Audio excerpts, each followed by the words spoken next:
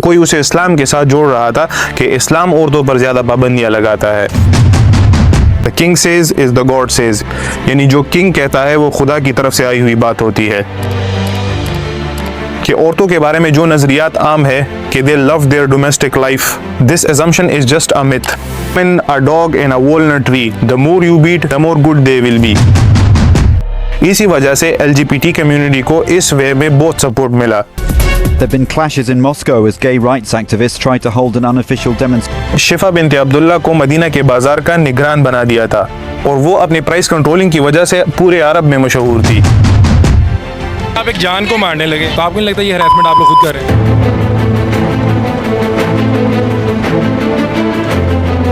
آج سے قریباً 7-8 سال پہلے جب سوشل میڈیا کا اتنا ریولوشن نہیں آیا تھا تو ہم زیادہ تر news, drama serials TV پر دیکھتے تھے. ایک دن میں نے عجیب طرح کے سلوگنز ٹی وی پر سنے. اپنا کھانا خود گرم کرو، میرا جسم میری مرضی، عورت کو مرد کی ضرورت نہیں ہے. لیکن مجھے کچھ سمجھ نہیں آ رہا تھا کہ آخر یہ کیا بات کر رہے ہیں. اگلے دن کالج میں بھی مجھے یہی ڈیبیٹ ملا. کچھ لوگ اس سلوگن کو سپورٹ کر رہے تھے تو کوئی اسے ریجیکٹ کر رہا تھا، تو کوئی اسے اسلام کے ساتھ جوڑ رہا تھا کہ اسلام عورتوں پر زیادہ پابندیاں لگاتا ہے، اسلام عورتوں کو اپنی مرضی سے جینے کی اجازت نہیں دیتا. میں سارا دن اسی چیز کے بارے میں سوچتا رہا لیکن مجھے کوئی ایفیکٹو سلوشن نہیں ملا. پھر میں اپنے دادا کے پاس گیا اور کہا، بابا فیمنزم ہمیں آزاد کرتا ہے یا مزید الجھا دیتا ہے؟ تو وہ مسکرائے اور کہا، آؤ تجھے ایک چیز دکھاتا ہوں. انہوں نے اپنی الماری سے ایک پرانی تصویر نکالی اور کہا، بیٹا یہ میری ماں کی تصویر ہے. یہ اس وقت کی بات ہے جب عورتوں کو بات کرنے تک کا حق نہیں تھا، تعلیم تو پھر بڑی بات تھی. پھر ایک تحریک اٹھتی ہے جو عورتوں کی حقوق کی بات کرتی ہے، جو عورتوں کے حقوق کا نعرہ لگاتی ہے. یہ ایک انوکھی، طاقتور اور بہت ضروری تحریک تھی جس نے عورتوں کو سوشل، پولیٹیکل اور اکنامک رائٹس دینے میں بہت مدد کی. لیکن آج لوگ اسے عجیب سا رخ دے کر مور ٹاکسک بنا رہے ہیں. تو کوئی اسلام کو کرٹیسائز کر رہا ہے کہ اسلام عورتوں پر زیادہ پابندیاں لگاتا ہے، جبکہ حقیقت اس کے بالکل برعکس ہے. میں نے کہا، بابا یہ ساری غلط فہمیاں پھر کیوں ہیں؟ تو انہوں نے کہا، بیٹا یہی تو بات ہے، لوگ کہانی کا صرف ایک رخ دیکھ کر فیصلہ کر لیتے ہیں. یہی وہ لمحہ تھا جب مجھے سمجھ آیا کہ چیزوں کی اچھی طرح آبزرویشن کرنا کتنا ضروری ہوتا ہے. آج ہم اسی سفر کا آغاز کرتے ہیں جہاں پر ہر سوال کا جواب اور ہر الجھن کی وضاحت آپ کو ملے گی. Welcome to the second episode of fall and rise of women. Europe جیسے آج نظر آتا ہے، ایج آف انلائٹنمنٹ سے پہلے بالکل بھی اس طرح نہیں تھا. سارا کا سارا کنٹرول پاپس کے پاس تھا جنہوں نے ڈیوائن رائٹ تھیوری کا فتویٰ لگایا تھا. The king says is the God says، یعنی جو کنگ کہتا ہے وہ خدا کی طرف سے آئی ہوئی بات ہوتی ہے. اسی وجہ سے کوئی بھی اس کے سامنے کھڑا نہیں ہو پاتا تھا. اسی دور میں عورت کو چرچ کے نزدیک گناہ کرنے کا ذریعہ اور انسانی کمزوری سمجھا جاتا تھا. اس کی بنیاد بائبل میں ہوا اور آدم کی سٹوری سے جڑی تھی. ہوا کو شیطان کے بہکاوے میں آنے والی قرار دیا گیا تھا جس نے آدم کو بھی گمراہ کر دیا. تومس ایکوینس جو کہ ایک عیسائی فلسفر تھے، اس نے کہا تھا کہ عورت ایک نامکمل انسان ہے جو صرف اور صرف مرد کی خدمت کے لیے پیدا ہوئی ہے. چرچ کے قانون کورچر کے مطابق عورت کی تمام جائیداد شادی کے بعد مرد کو ٹرانسفر ہو جاتی تھی. The way in which when a man and woman come together in marriage, the man covers over the woman and she. Europe میں 15 سینچری سے لے کر 18 سینچری تک وچ ہنٹنگ کا رواج عام تھا جس میں عورتوں پر جادوگری کے الزامات لگا کر جلا دیا جاتا تھا.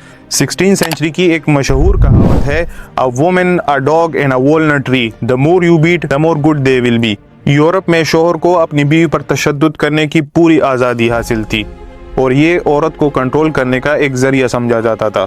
رومن دور میں اگر کسی خاندان کو لگتا تھا کہ ان کے پاس وسائل کی کمی ہے تو رومن قانون پیٹریا پوٹسٹس کے تھرو ایک باپ کو یہ حق حاصل تھا کہ وہ اپنی اولاد خصوصاً اپنی بیٹی کو یا تو بیچ سکتا ہے یا پھر مار سکتا ہے. اب سوال یہاں پر یہ پیدا ہوتا ہے کہ آج تو یورپ بڑا ماڈرن ہے، بڑا ہیومن رائٹس، بڑا وومن رائٹس کی بات کرتا ہے، وہ ان ڈارک ایجز سے کیسے نکلا؟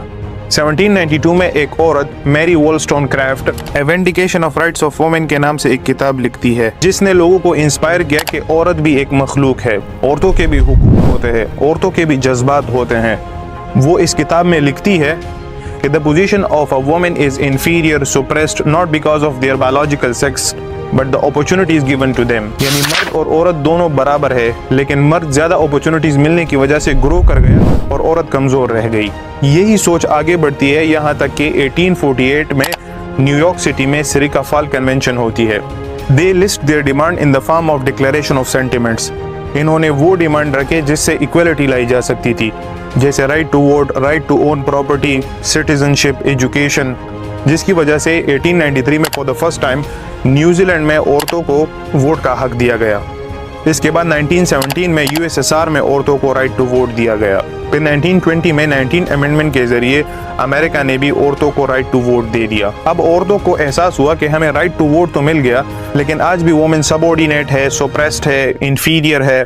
तो इन्होंने फैसला किया कि अब हमें आज़ादी हासिल करनी है जो मर्द के एटीट्यूड के अंदर मौजूद है। अब हमें आज़ादी हासिल करनी है कल्चर से, सोसाइटी से, पेट्रियार्की से, और यहाँ से सेकेंड वेव की शुरुआत होती है, जिसके पीछे बेटी फेडरन की बुक द फेमिनिन मिस्टीक है।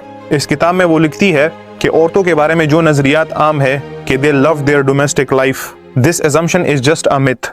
She want public participation, she want an independent life. तो इन्होंने personal is political, sisterhood is powerful, I am a woman hear my roar जैसे स्लोगन्स उठाए। इन्होंने ऐसे फिलॉसफीज और आइडियोलॉजीज की डिमांड की which is articulated by a woman because everything is man centric. इसके बाद the most controversial wave of feminism, third wave, शुरू हो जाती है, जिसने यूनिवर्सल कैटेगरी ऑफ जेंडर को ही खत्म कर दिया। इसी वजह से एलजीबीटी कम्युनिटी को इस वेव में बहुत सपोर्ट मिला। अब औरतों ने खुद को अजीब तरह से मर्दों के साथ कंपेयर करना शुरू कर दिया। मर्द बनियान में घूमते हैं तो हम भी घूमेंगे, मर्द सिगरेट पीता है तो हम भी पिएंगे। यानी जो बात हुकूक से शुरू हुई थी वो मर्द और औरत के कंपैरिजन पर आ खड़ी है। इसका काउंटर आर्गुमेंट बहुत ही सिंपल है। मर्द पहाड़ से कोयला निकालता है, आप भी निकाले। मर्द समुद्रों से तेल निकालते हैं, आप भी निकाले। मर्द गटर साफ करता है, आप भी करें, लेकिन ऐसा नहीं करेंगे। और रही बात सिगरेट और बनियान वगैरह की, तो उस पर भी मर्द को अप्रिशिएट नहीं किया जाता। इस स्टेज में फेमिनिज्म को टॉक्सिक फेमिनिज्म कहा जाता है। यहाँ यूरोप में वुमेन राइट्स की मूवमेंट 18th सेंचुरी में शुरू हुई।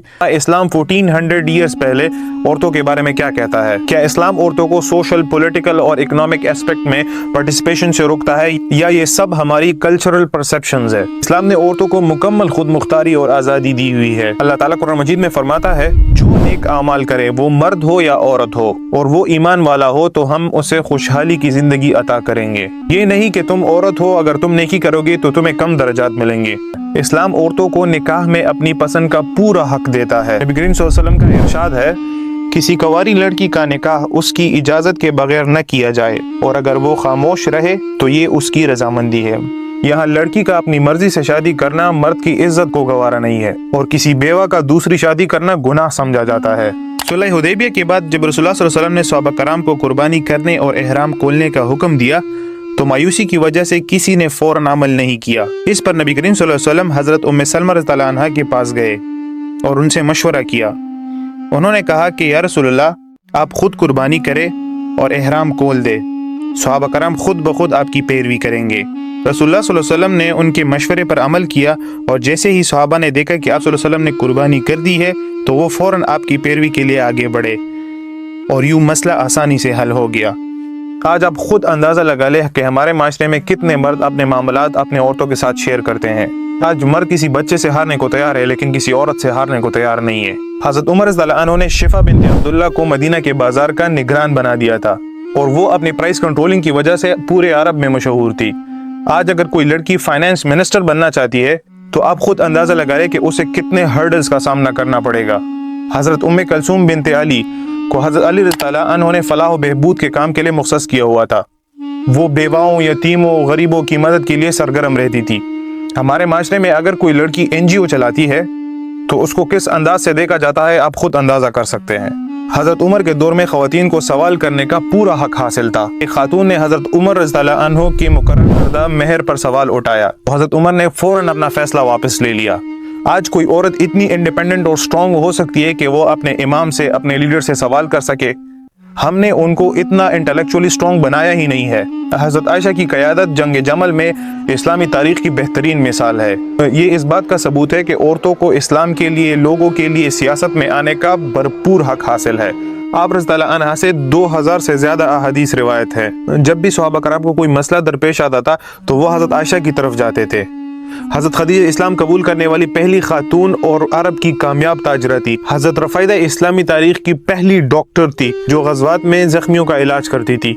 हमारा दीन औरतों को हया के दायरे के अंदर जो मर्द और औरत दोनों के लिए ज़रूरी है, हर तरह की आज़ादी देता है। इन तमाम बातों से आप खुद अंदाज़ा लगा सकते हैं कि इस्लाम औरतों पर पाबंदियाँ लगाता है या ये सब कुछ हमारे कल्चरल नॉर्म्स एंड वैल्यूज़ है।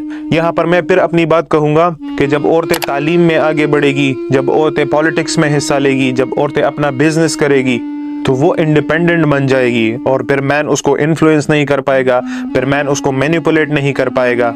और ये सब हमारी मेल डोमिनेंट ईगो को गवारा नहीं है। अब यहाँ पर ज्यादातर लोग सवाल ये करेंगे कि अगर हमारी औरतें इन चीजों में इन्वॉल्व होगी तो उनके हैरेसमेंट के चांसेस ज्यादा हो जाएंगे, वो बाहर अनसेफ फील करेगी। एक रिपोर्ट के मुताबिक पाकिस्तान में 80% से ज्यादा औरतों के साथ हैरेसमेंट उनके अपने रिलेटिव्स की तरफ से होती है। यहाँ तो औरत अपने घर में सबसे ज्यादा अनसेफ है।